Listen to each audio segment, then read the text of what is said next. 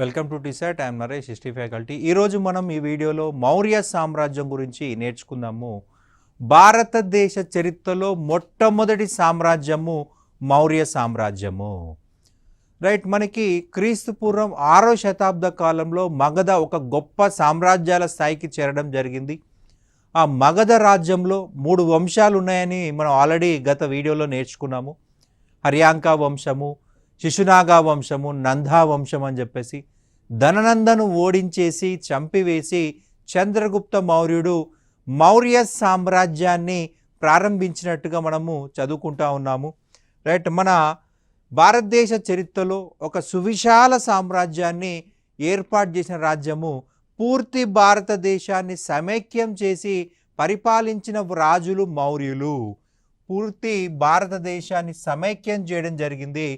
Right, వీళ్ళు మగధ రాజధానిగా పరిపాలించారు. వీరి రాజధాని పాటలీపుత్రము. రైట్, మనకి మౌర్యుల కాలంలో ప్రముఖ విద్యా కేంద్రం వచ్చేసి తక్షశిల. రైట్, తక్షశిల ప్రపంచ చరిత్రలోనే అత్యంత పురాతనమైనటువంటి విశ్వవిద్యాలయం అంటే తక్షశిల విశ్వవిద్యాలయం. క్రీస్తు పూర్వం 8 లేదా 7వ శతాబ్ద కాలంలో ఈ తక్షశిల విశ్వవిద్యాలయం ప్రారంభమైంది. ఈ తక్షశిల విశ్వవిద్యాలయం అనేది ఒక లౌకిక విశ్వవిద్యాలయము. లౌకిక అని ఎందుకు అంటున్నామంటే ఏ మతం గురించి ఇందులో బోధించలేదు. వైదిక మతం గురించి కానీ, బౌద్ధ మతం గురించి కానీ, జైన మతం గురించి కానీ ఇక్కడ బోధించలేదు. మరి ఏం బోధించారయ్యా అంటే మ్యాథమెటిక్స్, రైట్, మెడిసిన్, అలాగే తత్వశాస్త్రము.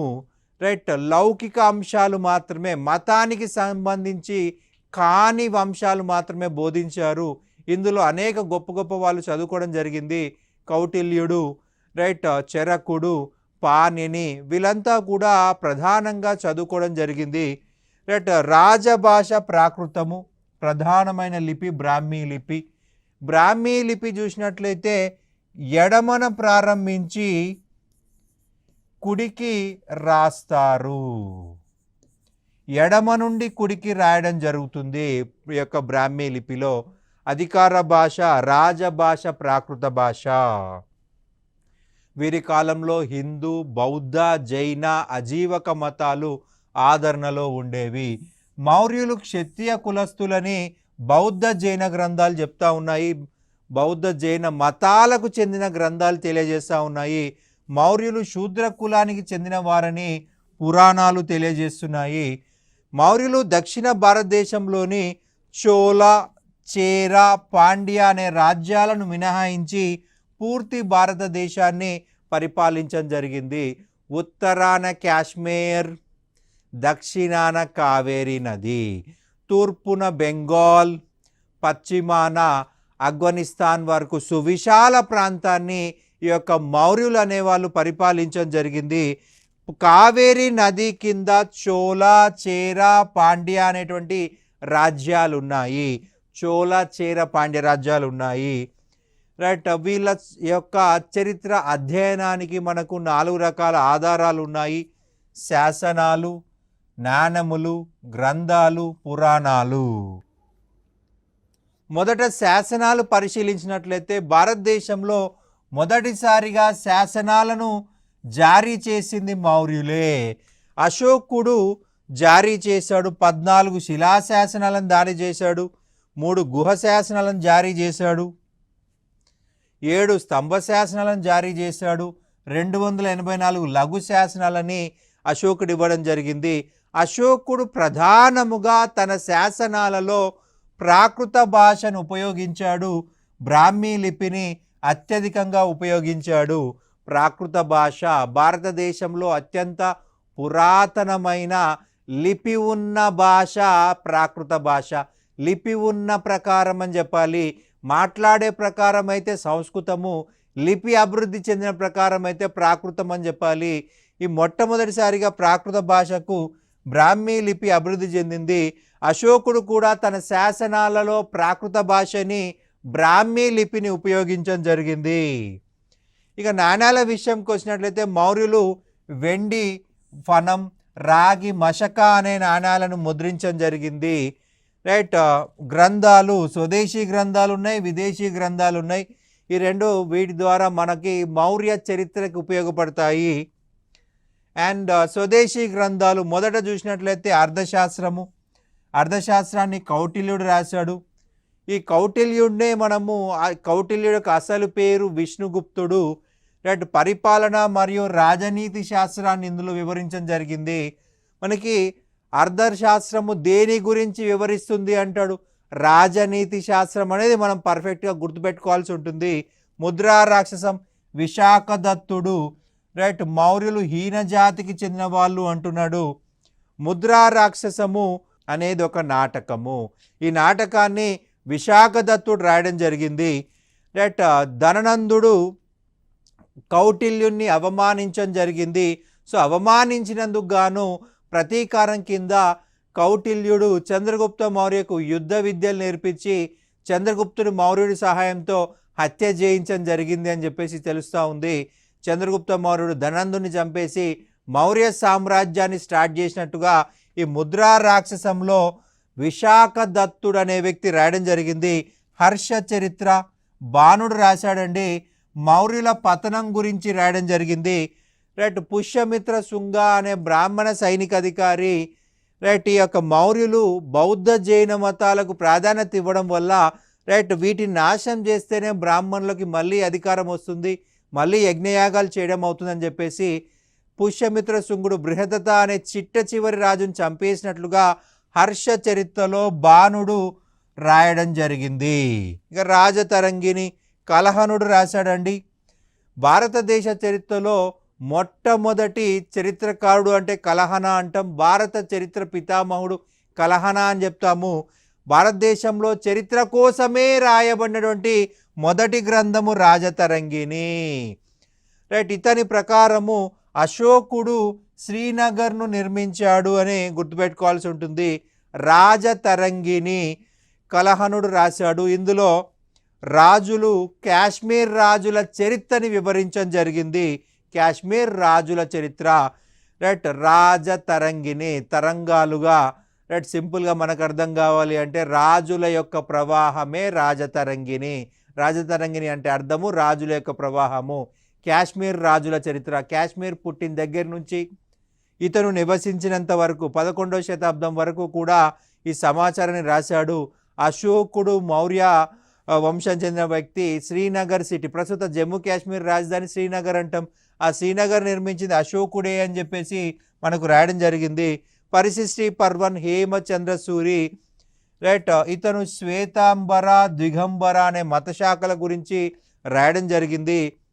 రైట్, హేమచంద్ర సూరి చంద్రగుప్త మౌర్యుడి గురించి అతను సల్లేఖనం చేసినట్టు గురించి ఈ యొక్క పరిశిష్టి పర్వన్ గ్రంథంలో రాయడం జరిగింది. ఇక నెక్స్ట్ విదేశీ గ్రంథాలు ఇండికా మెగసనీస్. రైట్, చంద్రగుప్త మౌర్య కాలంలో భారతదేశానికి వచ్చాడు. భారతదేశంలోని వివిధ పరిస్థితుల గురించి యొక్క గ్రంథంలో వివరించడం జరిగింది. భారతదేశంలో అసలు కరువులు లేవు అన్నాడు. కానీ మనం జైన మతం చెప్పేటప్పుడు చెప్పుకున్నాం. రైట్, భద్రబాహు నాయకత్వంలో జైన సన్యాసులు కరువు వలన మగధను వదిలేసి దక్షిణ భారతదేశానికి వెళ్ళిపోయారు. దక్షిణ భారతదేశంలోని శ్రావణ బెలగల్లో శ్రీనివాసం ఉన్నారు. మరి ఇది కరువు లేకపోతే ఇలాగా చంద్రగుప్త మౌర్యుడే భద్రబాహుతో పాటుగా వలస వెళ్ళాడు. సో ఇది కొద్దిగా కాంట్రవర్సీ. రైట్, హిందూ ఇక్కడ సొసైటీలో 7 కులాలు అన్నాడు. కానీ మనకు అప్పుడు ఉన్నవి 4. బ్రాహ్మణ, క్షత్రియ, వైశ్య, శూద్ర 4 ఉన్నాయి. కానీ ఈయన 7 అని చెప్పాడు. అలాగే మనకి వడ్డీ వ్యాపారం లేదు అన్నాడు. కానీ మనము షోడశ మహాజనపద కాలంలో మనం ఏం చెప్పుకున్నాం, మనకి 12% వడ్డీ రేటు ఉందని చెప్పుకున్నాం. అలాగే శతపథ బ్రాహ్మణంలో వడ్డీ వ్యాపారం గురించి వివరించబడింది అని చెప్పేసి చెప్పుకున్నాం. అంటే ఇది కూడా కాంట్రవర్సీయే. అలాగే బానిస వ్యవస్థ లేదు అన్నాడు. కానీ మనకు వివిధ రకాల బానిసల గురించి అర్థశాస్త్రంలో ఉంది. సో ఇది కూడా కాంట్రవర్సీయే. కాకపోతే రోమన్ బానిసత్వం, పర్షియన్ బానిసత్వం, రైట్, యూరోపియన్ బానిసత్వంతో పోలిస్తే భారతదేశంలో బానిసత్వం లేనట్టే. మరి భారతదేశంలో ఎందుకంత తక్కువగా బానిసత్వం ఉంది అంటే మనకు అంటరానితనం ఉంది. సో మనకి బానిసలని పశువుల కొట్టంలో వాడతారు, బానిసలని వ్యవసాయ క్షేత్రాల్లో వాడతారు. కానీ గ్రీకులు, రోమన్లు అన్ని ప్రాంతాలలో వాడతారు. మనకి మనకి ఇండ్లలో కూడా వంట వండేది బానిస, తినిపించేది బానిస, స్నానం చేపించేది బానిస, రైట్. అత్యంత దారుణంగా బానిసల్ని వాడుకుంటారు రోమన్లు, గ్రీకులు. కానీ ఇండియాలో అంటరానితనం ఉండడం వల్ల బానిసలు ఇంటి బయట ఉంచుతారు, ఇంట్లోకి రానివ్వరు. ఎవరు వండిన ఫుడ్ వాళ్ళే తింటారు. ఆ ఒక అంటరానితనం వల్ల బానిసత్వం సివియారిటీ లేదంటున్నాడు, right. The guide to geography Ptolemy. ఈ టాలమీ అనేవాడు అలెగ్జాండర్ యొక్క సైనిక అధికారి, రైట్. అలెగ్జాండర్ మరణాంతరం ఈజిప్ట్ని ఆక్రమించుకున్నాడు, రైట్. ఈ యొక్క వ్యాపార కేంద్రాల గురించి ఇందులో వివరించడం జరిగింది. ప్లినీ ఇతను న్యాచురల్ హిస్టరీ గురించి రాయడం జరిగింది, రైట్. మౌర్యుల యొక్క సైన్యం గురించి వివరించడం జరిగింది. మౌర్యుల సైన్యము దాదాపు 2 లక్షల కాల్బలం, 30,000 గుర్రాలు, 8,000 రథాలు, 9,000 గజదళం ఉందని చెప్పేసి ప్లినీ న్యాచురల్ హిస్టరీలో చెప్పడం జరిగింది. ఫైనల్గా పురాణాలు. మనకి మొదటి పురాణం బ్రహ్మ పురాణం, 18వ పురాణం బ్రహ్మాండ పురాణము మర అనే మహిళలకు మరియు నందరాజులకు జన్మించిన వారే మౌర్యులు అని చెప్పేసి విష్ణు పురాణంలో తెలియజేస్తుంది. మర అనే మహిళకు నందరాజులకు పుట్టిన వాళ్ళే మౌర్యులు అని చెప్పేసి విష్ణు పురాణంలో ఉంది, రైట్. ఇక నెక్స్ట్ చూసినట్టు అర్థశాస్త్రము. అర్థశాస్త్రాన్ని విష్ణుగుప్తుడు రాశాడు, రైట్. విష్ణుగుప్తుడు అర్థశాస్త్రం రాసినందుకు వచ్చిన పేరు బిరుదు కౌటిల్య. తన చతురతతో, తన టాలెంట్తో ధననందుని హత్య చేయించినందుకు గాను చాణుక్య అనే బిరుదు వచ్చింది. సో కౌటిల్యుడు అన్నా, చాణుక్యుడు అన్నా, విష్ణుగుప్తుడు అన్నా ఒకడే, వేరు వేరు కాదు. ఇతన్ని ఇండియన్ మాకియవెల్లి అని పిలుస్తారు, రైట్. అర్థశాస్త్రం అనే గ్రంథంలో పరిపాలన గురించి, రాజనీతి గురించి రాశాడు. సో దీన్ని పరిపాలన గ్రంథం అనొచ్చు, రాజనీతి గ్రంథం కూడా అనొచ్చు. ఈ గ్రంథంలోని భాగాల సంఖ్య 15 భాగాలుగా అర్థశాస్త్రం రాయబడింది. ఇందులో ఉన్న చాప్టర్లు 189 చాప్టర్లుగా ఈ యొక్క అర్థశాస్త్రాన్ని రాయడం జరిగింది. ఈ గ్రంథంలో ప్రజల సుఖమే రాజు సుఖమని, ప్రజల సంక్షేమమే రాజు సంక్షేమమని ఉంది. ప్రజల సుఖమే రాజు సుఖమని, ప్రజల సంక్షేమమే రాజు సంక్షేమమని ఉంది. రాజు తన రాజ్యాన్ని కుట్రలు కుతంత్రాల నుండి ఎలా రక్షించుకోవాలో ఉంది. రాజ్యాన్ని ఎలా పరిపాలించాలి, కుట్రలు కుతంత్రాల నుంచి ఎలా కాపాడుకోవాలో రాయబడింది. భారత ఉపఖండంలో గల వివిధ వనరుల గురించి కూడా మనకి అర్థశాస్త్రంలో వివరించాడు కౌటిల్యుడు. నీటిలో ఉండే చేప నీటిని తాగుతుందో లేదో ఎవరూ చెప్పలేరు. అదేవిధంగా ప్రభుత్వ ఉద్యోగి లంచం తీసుకుంటాడో లేదో ఎవరికీ తెలియదు. ఓకే, నీళ్ళలో చేప ఉంటుంది, అది నీళ్ళలో ఉంటే తాగుతుందా తాగదా ఎవరు చెప్పలేరు. అలాగే ప్రభుత్వ ఉద్యోగి కూడా లంచం తీసుకుంటాడో లేదనేది ఎవరికీ తెలియదు. అర్థశాస్త్రంలో కౌటిల్యుడు సప్తాంగ విధానం గురించి వివరించాడు. 7 అంగాలు, 7 అంగాల విధానాన్ని వివరించడం జరిగింది, రైట్. ప్రతి రాజ్యానికి 7 లక్షణాలు ఉండాలి అంటాడు, 7 ముఖ్యమైన లక్షణాలు ఉండాలి అంటాడు, రైట్. అవి స్వామి అంటే రాజు, అమాత్య, జనపద, దుర్గ, కోశ, దండ మరియు మిత్ర. రైట్. 7 ఏ రాజ్యానికైతే ఉంటాయో ఆ రాజ్యం పటిష్టంగా ఉంటుంది అంటాడు స్వామి. రాజుకి చాలా చక్కటి లక్షణాలు ఉండాలి, ఎటువంటి అవలక్షణాలు ఉండకూడదు, ఎప్పుడు కూడా ప్రజల సంక్షేమమే చూసుకోవాలి. అమాత్య, చాలా తెలివైన వాళ్ళని అమాత్యులుగా నియమించాలి, రైట్. జనపదము, రైట్. దుర్గము, కోట, దుర్గము అంటే కోట, కోశ పన్నులు, దండ పోలీస్, అండ్ మిత్ర స్నేహితులు. స్నేహరాజ్యాలు కూడా ఉండాలి. స్నేహరాజ్యాలు లేకపోతే ఈజీగా విదేశీయులు, శత్రువులు యొక్క రాజ్యాన్ని ఆక్రమిస్తాడంటాడు కౌటిల్యుడు. ఈ లక్షణాలు లేని రాజ్యము ఎక్కువ రోజులు నిలబడదని పేర్కొన్నాడు. ఈ గ్రంథాన్ని 1905 నుండి మధ్యలో ఆర్ శ్యామశాస్త్రి కనుగొన్నాడు, రైట్. కనుగొని ఇంగ్లీష్లోకి అనువదించడం జరిగింది.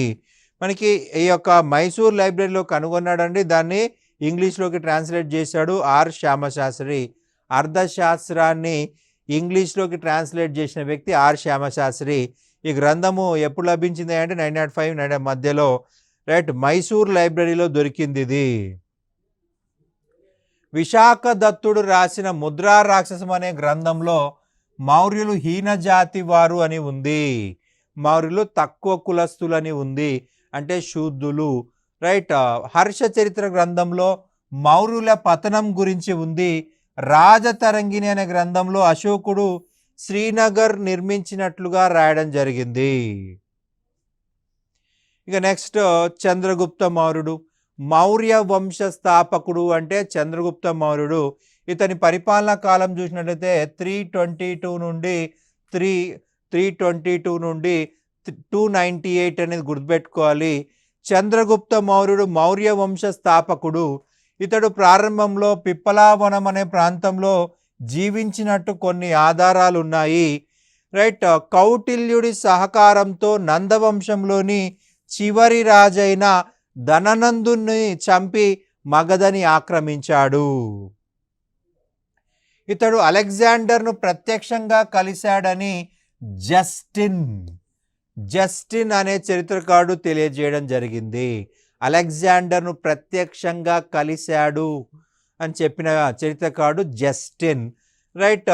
చంద్రగుప్త మౌర్యుడి యొక్క ప్రధానమంత్రి కౌటిల్యుడు. రైట్. మనకి భారత ఉపఖండాన్ని పరిపాలించిన మొదటి చక్రవర్తి ఇతడే అని చెప్పింది రాధా ముఖర్జీ. రైట్. మనకి ఎగ్జామ్లో ఏమంటుందంటే రాధా ముఖర్జీ ప్రకారం భారతదేశాన్ని పరిపాలించిన మొదటి చక్రవర్తి ఎవరు అంటాడు, చంద్రగుప్త మౌర్యుడు. లేదంటే భారత ఉపఖండాన్ని పరిపాలించిన మొదటి చక్రవర్తి అని చంద్రగుప్త మౌర్యుడిని పిలిచింది ఎవరు అంటారు, రాధా ముఖర్జీ. క్వశ్చన్ ఎలాగైనా తిప్పి అడిగే అవకాశం ఉంటుంది. రైట్. చంద్రగుప్త మౌర్యుడికి మహిళా అంగరక్షకులు ఉండేవారని స్ట్రాబో తెలియజేశాడు. అలెగ్జాండర్ సేనాని అయిన సెల్యూకస్ నికేటర్ చంద్రగుప్తుడి మధ్య యుద్ధం జరిగిందండి. రైట్. అలెగ్జాండర్ యొక్క కోరిక ఏంటంటే భారతదేశాన్ని ఆక్రమించాలి. భారతదేశాన్ని ఆక్రమించే ఉద్దేశంతో భారతదేశం పైన దండయాత్ర చేశాడు. కానీ అలెగ్జాండర్ బియాస్ నది వరకు మాత్రమే రాగలిగాడు, అక్కడి నుంచి వెనక్కి వెళ్ళిపోయాడు. అలెగ్జాండర్ యొక్క సైనిక అధికారి సెల్యూకస్ నికేటర్ అలెగ్జాండర్ యొక్క కోరికని తీర్చాలనే ఉద్దేశంతో భారతదేశంపై దాడి చేశాడు. చంద్రగుప్తుడితో యుద్ధం చేయడం జరిగింది. సెల్యూకస్ నికేటర్ సిరియా దేశానికి చెందినవాడు. రైట్. సెల్యూకస్ నికేటర్ అలెగ్జాండర్ మరణాంతరం గ్రీకుల తరపున ఆసియా భూభాగాలను పరిపాలించాడు. రైట్. ఇతను సిరియా అనే ప్రాంతం నుంచి పరిపాలించాడు. ఇతని రాజధాని సిరియాగా చెప్పాల్సి ఉంటుంది. రైట్. చంద్రగుప్త మౌర్యుడు సెల్యూకస్ నికేటర్ని ఓడించడం జరిగింది.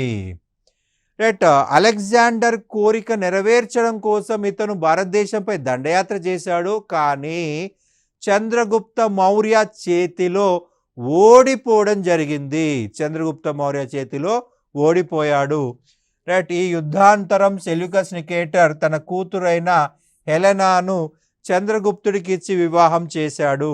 సో చంద్రగుప్తుడు హెలెనాను పెళ్లి చేసుకోవడం జరిగింది.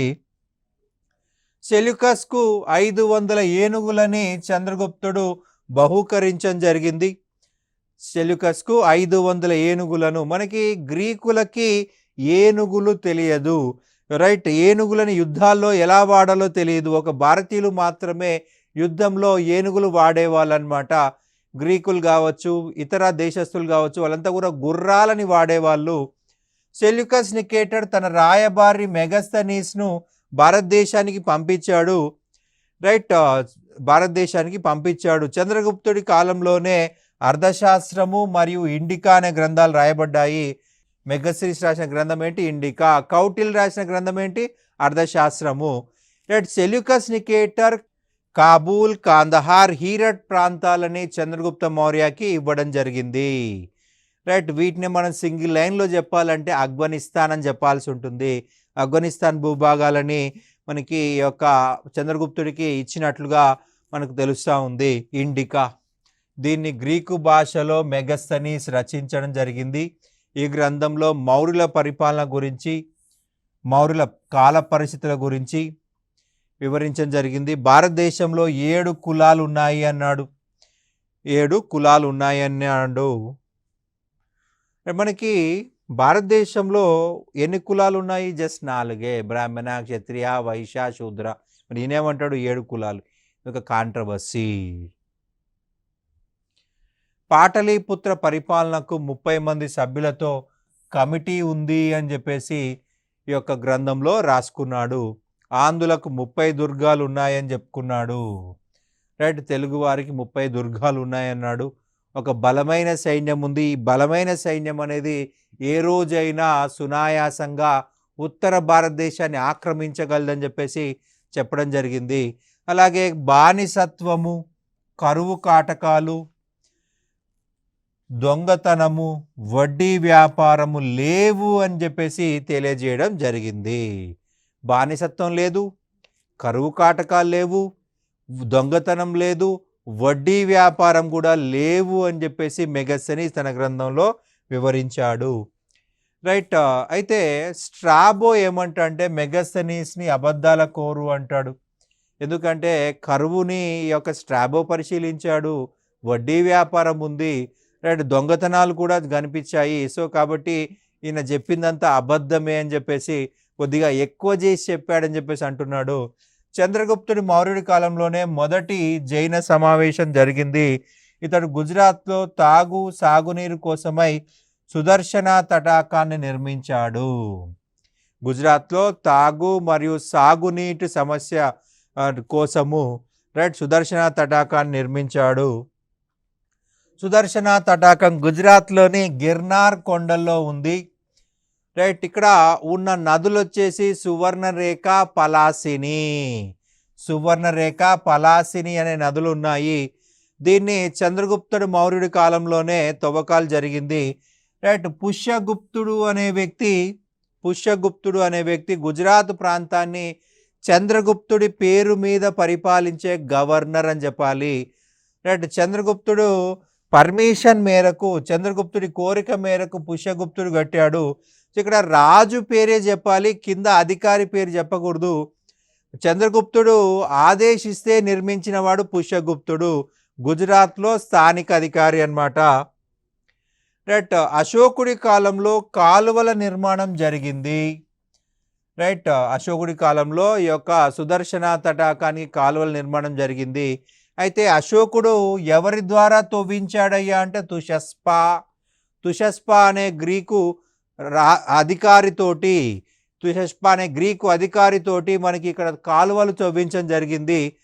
మనకి గుప్తుల కాలంలో స్కందగుప్తుడు కూడా మరమ్మతులు చేశాడండి. రైట్, గుప్తుల కాలంలో స్కందగుప్తుడు కూడా మరమ్మతులు చేశాడు. రైట్, అతని తరపున స్కందగుప్తుని తరపున మరమ్మత్తు చేసింది చక్రపాలిత. రైట్, ఈ తటాకం గురించి తెలియజేసిన శిలాశాసనం జునాగఢ్ శాసనం లేదా గిర్నార్ శాసనము.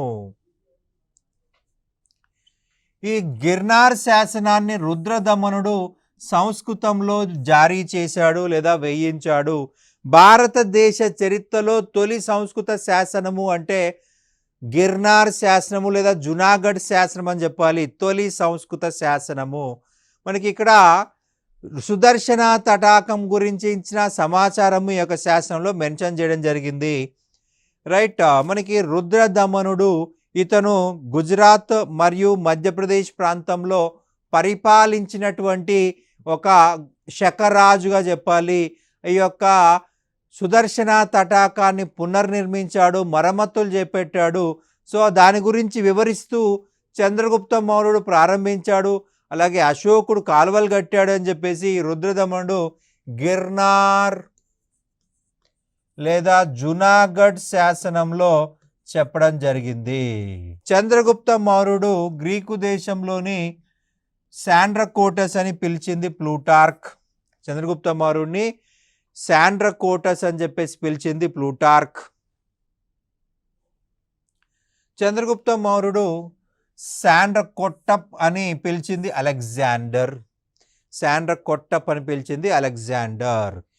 ఇతడు క్రీస్తు పూర్వం 298లో కర్ణాటకలో శ్రావణ బెలగొల అనే ప్రాంతంలో సల్లేఖన వ్రతం ద్వారా మరణించాడు. రైట్, భద్రబాహుతో పాటుగా చంద్రగుప్త మౌర్యుడు కూడా దక్షిణ భారతదేశానికి వలస వెళ్ళి రైట్ శ్రావణ బెలగొలలో నివసించాడు. జైన మతం స్వీకరించాడు. రైట్, సల్లేఖన వ్రతం ద్వారా మరణించాడు. మనం గతంలో ఆల్రెడీ చెప్పుకున్నాం సల్లేఖనము, మరణించేంత వరకు కఠిన ఉపవాసం చేయడమే సల్లేఖనము. రైట్, ఈ యొక్క ప్రాంతాన్ని ప్రస్తుతం ఏమని పిలుస్తున్నాడు, చంద్రగిరి కొండలు లేదా చంద్రగిరి గుట్ట అని చెప్పేసి పిలుస్తున్నాము. చంద్రగిరి కొండలు. రైట్, చంద్రగుప్త మౌర్యుడు సల్లేఖనం చేశాడు కాబట్టి ఆ ప్రాంతాన్ని చంద్రగిరి కొండ అన్నారు లేదా చంద్రగిరి గుట్ట అన్నారు. రైట్, భద్రబాహు అనే జైన మత గురువు వలన జైన మతంలోకి మారి మరణించాడని పరిశిష్టి పర్వన్ గ్రంథం తెలియజేస్తుంది. ఇక్కడ మనకి ఈ గ్రంథం గుర్తుపెట్టుకోవాలి. పరిశిష్టి పర్వన్ అనే గ్రంథము ప్రకారము భద్రబాహు అనే జైన మత గురువు వలన జైన మతంలోకి మారి రైట్ సల్లేఖనం చేసి చనిపోయాడు అని చెప్పి చెప్తా ఉన్నాము. ఈ పరిశిష్టి పర్వన్ గ్రంథం రాసింది ఎవరండి? మనం ఆల్రెడీ చెప్పుకున్నాం ఈ యొక్క చాప్టర్ ప్రారంభంలో. పరిశిష్టి పర్వన్ రైట్ మనకు రాసింది హేమచంద్ర సూరి. మరి ఒకసారి హేమచంద్ర సూరి అని గుర్తుపెట్టుకోవాలి. ఇందులో చంద్రగుప్త మౌర్యుడు కూడా సల్లేఖనం చేసి మరణించాడని రాసింది. నెక్స్ట్ బిందుసార. రైట్, 298 నుంచి 272 వరకు పరిపాలించడం జరిగింది. బిందుసార అసలు పేరు సింహసేన. రైట్, బిరుదు అమిత్రాగాత. బిరుదు వచ్చేసి అమిత్రాగాత. మిత్ర అంటే స్నేహితుడు, అమిత్ర అంటే శత్రువు. మిత్ర ఫ్రెండ్, అమిత్ర ఎనిమి. శత్రు విధ్వంసకుడు, శత్రువులని నాశనం చేసిన వాడు అని అర్థం వస్తుంది అమిత్రగాత అంటే. రైట్, ఇతడి కాలంలోనే పశ్చిమాసియా దేశాలతో మౌర్యులకి వర్తక సంబంధాలు ఏర్పడ్డాయి. పశ్చిమాసియా దేశాలతో మౌర్యులకు వర్తక సంబంధాలు ఏర్పడ్డాయి. బిందుసారుడు అజీవక మతాన్ని అనుసరించడం జరిగింది. అజీవక మతాన్ని పోషించడం జరిగింది. ఇతని ఆస్థానంలో పింగళి వత్స అనే అజీవక సన్యాసి జీవించేవాడు. రైట్, బిందుసారుడు సిరియా చక్రవర్తి అయిన యాంటియోకస్కు లేఖ రాస్తూ మధువు, అత్తిపండు, వేదాంతి కావాలని కోరాడు. రైట్, మనకి మధువు అంటే వైన్, రైట్, అత్తిపండు వేదాంతి. యాంటియోకస్ వేదాంతిని మినహాయించి మిగిలిన రెండింటిని ఇతడి కోసం పంపించడం జరిగింది. వేదాంతిని పంపించలేదు. ఇతడి కాలంలోనే తక్షశిలలో తిరుగుబాటు జరిగింది. ఈ తిరుగుబాటును అతని కుమారుడైన అశోకుడు అణిచివేయడం జరిగింది. అణిచివేశారు. రైట్, బిందుసారుడి మొదటి కుమారుడు సుసీమ. బిందుసారుడి మొదటి కుమారుడు సుసీమ. ఈ సుసీమకు వ్యతిరేకంగా తిరుగుబాటు ప్రారంభమైంది, కానీ ఈ తిరుగుబాటు విజయవంతం కాలేదు. రైట్, ఈ సుసీమ ఓడిపోయాడు. రైట్, సుసీమకు వ్యతిరేకంగా తిరుగుబాటు చేస్తే సుసీమ విఫలమైతే అతని తర్వాత అశోకుని పంపించారు. ఎవరయ్యా అశోకుడు అంటే బిందుసారుడు యొక్క మరి ఒక కుమారుడు. ఉజ్జయిని యొక్క గవర్నర్గా ఉన్నాడు. రైట్, ఇతని ప్రధానమంత్రి కల్లాటకుడు. కల్లాటకుడికే మరి ఒక పేరు రాధాగుప్తుడు, రాధాగుప్త. రైట్, అశోకుడు అణిచివేశాడు. సో ఆ చేయడానికి సపోర్ట్ చేసిన వ్యక్తి రాధాగుప్తుడు. ఇతని ఆస్థానానికి వచ్చిన సిరియా రాయబారి డైమాకస్. యాంటియోకస్ ఇతని రాజ్యానికి పంపించడం జరిగింది. రైట్, ఇతని ఆస్థానానికి ఈజిప్టు నుంచి వచ్చిన గ్రీకు రాయబారి. డయనోసిస్. రైట్, ఇతని కుమారుల్లో ప్రధానమైన వారు సుసీమ తక్షశిలా గవర్నర్, అశోకుడు ఉజ్జయిని గవర్నర్. రైట్, బిందుసారుడు దగ్గర ఇద్దరు ప్రధానులు పనిచేశారు, కౌటిల్యుడు, కల్లాటకుడికే రాధాగుప్తుడు అని పేరుంది. రైట్, క్రీస్తు పూర్వం 272లో బిందుసారుడు మరణించాడు. అతని మరణం తర్వాత మౌర్య సింహాసనం కోసం వారసత్వ యుద్ధం జరిగింది. 4 సంవత్సరాలు జరిగిన ఈ యుద్ధంలో అశోకుడు తన సోదరులను చంపి క్రీస్తు పూర్వం 269 నాటికి మౌర్య చక్రవర్తి అయినాడు. రైట్, ఇది మనకు మౌర్య సామ్రాజ్యం యొక్క చరిత్ర. Thank you.